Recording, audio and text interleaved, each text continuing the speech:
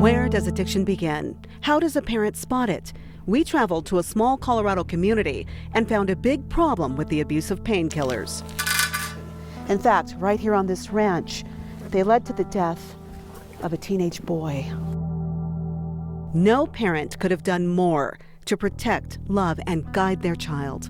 Never thought in my wildest dreams that Zach was even involved in drug abuse.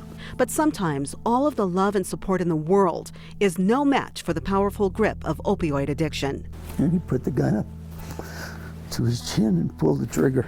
Zachary Johnson was clean-cut, popular, and made all-conference on his high school football team. His family was loving and protective, but his father tells us things took a turn when Zach started using painkillers to treat a sports injury.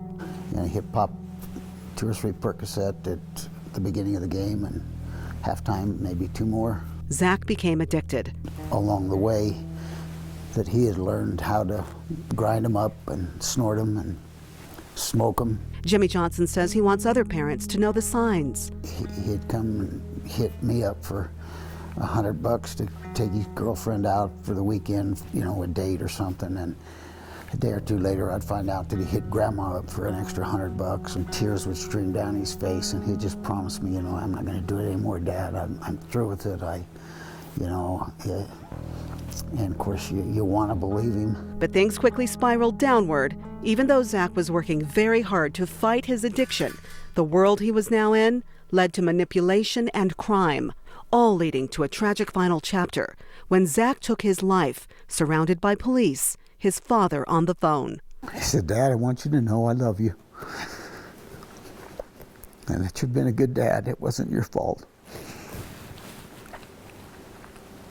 And he put the gun up to his chin and pulled the trigger. This is the last thing he touched, yes. Johnson shares his painful story in hope of saving lives and inspiring change. It is a tough battle. High drug area here in town. We rode along with Captain Ken Anderson of the Alamosa Police Department. How bad is the problem out there? What are you seeing out there? An increased amount of overdoses, heroin, meth. We still see a pretty high number of possession of prescription pills. We're seeing it from juvenile age to the elderly. Dealers can be hard to identify. They're watching us just as much as we're trying to watch them. When the sun goes down, it's a different life. Police say the solution could be as simple as a neighborhood watch group. But despite the complaints about painkillers and heroin out on the streets, it's not a popular idea in some of the areas that need it most. Others say solutions must also come from the nation's capital. It's going to take a massive amount of education, because we know that we're housing people in jails and such, in prisons. It's not the answer. One thing making a difference, people like Jimmy Johnson, willing to relive their pain to educate the community. You've been compassionate, you've used tough love, you've done everything a father could do. Well, I appreciate you saying that. So many unanswered questions. I know he's okay. He's out of harm's way now, and I can live with that. If this story can help